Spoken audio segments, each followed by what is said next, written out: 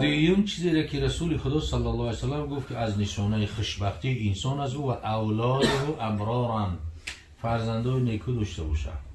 وقتی که انسان فرزندی خوب داشته باشه، دخترها و بچهای گردگیر قرآن خوان و نماز خوان داشته باشه، پدر و مادر احترام میکردگی باشه، این هم یکی از نشانه های خوشبختی انسان است. یک نفر در زاهدان قصه میکردن، در امر معروفشون هم استفاده میکردن، میتونن یک ثروتمند است در همینجا و یک آدم کمبغل بیچاره دو زن داشته است، 18 فرزند. کمبغل دو زن داشته، 18 فرزند. 18 فرزندش دختر و پسرش در روی خدا تبلیغ میکنن. کمبغل او ثروتمنده که قریب میلیون دلار دوره میگه، یک بچه دوره در ویسوتش که قصر ماشین پول هم را دو دست شد و یک بچه بو میگه مواد مخدر استفاده میکنه، گیره این کشه. اینه بینده 18 تا در روی خدای کمبغل ها و یک تا دوره و یک تا بو میگه تایی چی است، مواد مخدر استفاده میکنه و گیره این میکشه که غمی همون میگه و مردکه از پا انداختگی کرد. نبینده ولی اولادی ابرار، فرزند نیکو داشتن نشانه خوشبختی انسانه. خوش به حال کسی که فرزندش به مثل برادر از امام قاری سعدالله بوده که قاری قرآن و حافظ قرآن باشه. روز قیامت میگن در بین خلایق شخصای دیده میشه که نوری روش و نوری گردنشون از همه مردم محشر درخشنده تر است. یعنی کی باشه؟ پیغمبرها باشن؟ یا نه یا پیغمبر نیست. یا میگه شهدا باشن؟ نه یا شهید هم نیستن.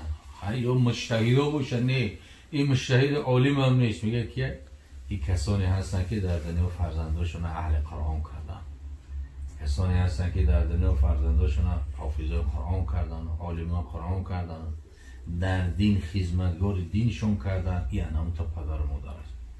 پس ایش از اولاد ابرار، فرزند نیکو داشتن و نشانه خوشبختی انسان.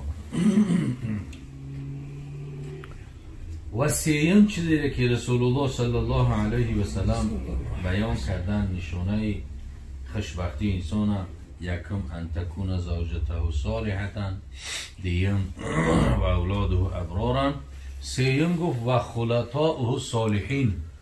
خلطاؤه صالحین، هم نشینا و رفیقای صالح داشته باشه. حتما که انسانی که چی نموده که باشه به انسان تأثیرش میرسه. ولی در همین عرف مردم میگه که خربزه از خربزه رنگ میگیره، همسایه از همسایه. این گپای بیهوده نیستن، حتما تأثیرش هست. همین بچه ای که همراه آدم خوبشش خوب میشه. یکی بچه ای که امروز همین در جامعه ما بسیار یک خطر است که جوانو که در زمان پیش این خطرها کمتر بود. در زمان پیش کازینو نبود، در زمان پیش رستوران نبود، در زمان پیش بندخانه و چیلی میکشیدگی پوف میکردگی نبود. در زمان پیش اینقدر شرایطی که برای مرتکب گناه پیشتر نبودن که مردم از حد زیاد فسق فجور کنن. یکی امروز همین شرایطی هست.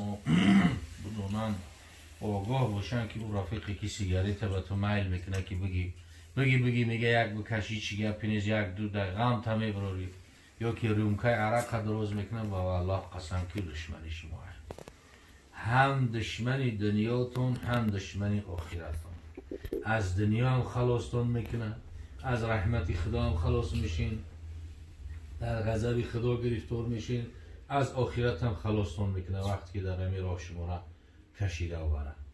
حضرت مولایی میگو عمل کن جمله گفتاری عزیزان، مشو آلوده با این بی‌تمیزان، رفیقی اهل کمیاب از هشدار، رفیقی اهل کمیاب از هشدار، حذر کن از قرینهای دلازار، برو بینشین به نزد کژدم و مار، مرو در پیش هر شیطان مکار.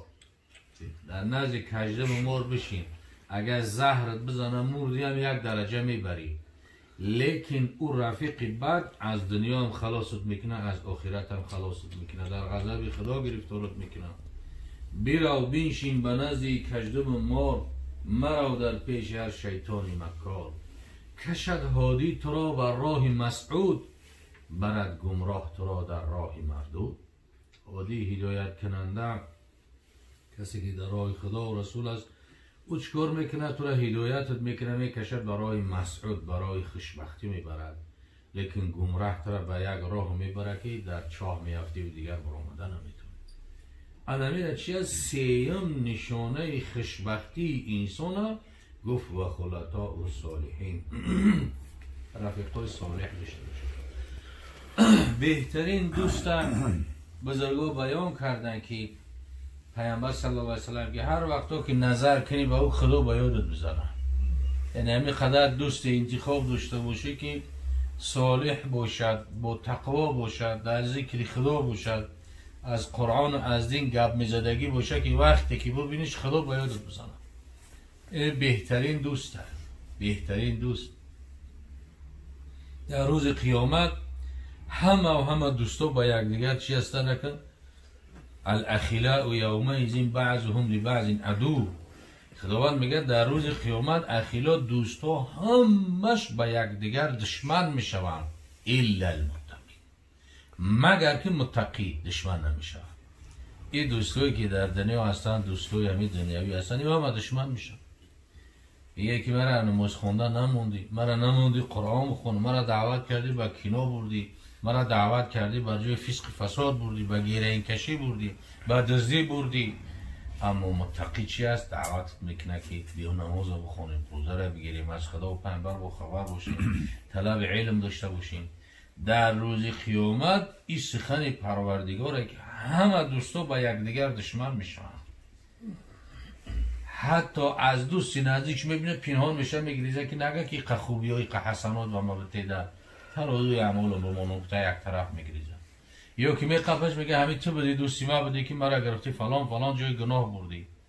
الاخلاء یومئذ بعضهم لبعض عدو الا المتقین، مگر که متقی ها در روز چی هستن که هم در دنیا دوستدار یکدیگر هستن، در آخرت هم دوستدار یکدیگر هستن. این چی بود؟ سوم چیزی که نشانه خوشبختی مرد است. و چهارم پیامبر صلی الله علیه و سلم میگه گفت که و ایکون رزقه فی بلده، در ملک خود در رزق روزی طبیعی زندگی تا پیش بری. البته که همیشه نشانه خوشبختی است. در مسافری هم هست که مسافری هم با خودش مرتبه های داره، لیکن مسافری بسیار مشکلات داره. همین سالا ما میریم اون ملکای دور میریم، یک جو جزیره رفتگیم که ولی هیچ کس نرفته است اونجا. از همین مردم همونجا خودی کوریلسکی استروا و اصل اونمو سخالین اونموجو یا جویی که خود دیگه در اونجا یاکوتیا همونجا هستن آدمایی که زندگی خوب هم دارویی را دارن، لیکن ملکی مردم است. او در او ملکی اوروس اینمی یک الکگالی که الکشی که در لطاق غلطیدگی از او در هیچ یک حیوان دیگه بدتر نیست. همون افکار هم داشت غلطیدگی قریب مردن در لطاق پیونه، همون یک تای همون را این میلیون تای ما و شما به میدونن. اینمی میلیون تای ما و شما را یک طرف میکنن، او را دوستداری میکنن. میلیون تای ما و شما را دارویی هم که داشته باشن در همونجا ملک مردم هست. هرچی گرجدنس هم که داشته باشه اگر در کار باشه میزنه یک گناه در گردن همینجا دیپارتاسیت میکنم. برای چی؟ ملک بیگانه است، ملک مردم است. مشقتش بسیار است، قینیای بسیار داره. کم ترک با این مردم اگر با بخت اقبالش بلندی کنه دولتش با دشمن شو مردم زیاد میشود. برای میگه که کسی در غریبی میمره میگه من موت غریبا موت شهیدم، در غریبی میمره و مرتبه شهید میوه. در ملکی خود رزق یافتن و زندگی را کردن هیچ است، یعنی نشانه خوشبختی است که هم چهار چیزا رسول الله صلی الله علیه و سلم به ما و شما بیان کرد. و ایشالله که برادر عزیزمون خواهی سعدالله را در حقش دعا میکنیم که خداوند عمری درازی با برکاتی با توفیقش عطا کنه و همین چهار تایی که الغال در حدیث بیان شد، همین چهار تایی گفتگیمون خداوند نصیبی حولش بگردونه و نصیبی همه ما و شما همه مسلمان های دنیا بگردونه. همین چهار سعادتی که پیغمبر بود و خداوند شهر عروس توفیق هدایت عمری دراز تن صحتی سر بلندی خدا نصیب شون کنه و گذشتگی شما رحمت مغفرت کنه و اهل جمعه ما را خداوند توفیق هدایت عطا کنه و سربلندی دنیا و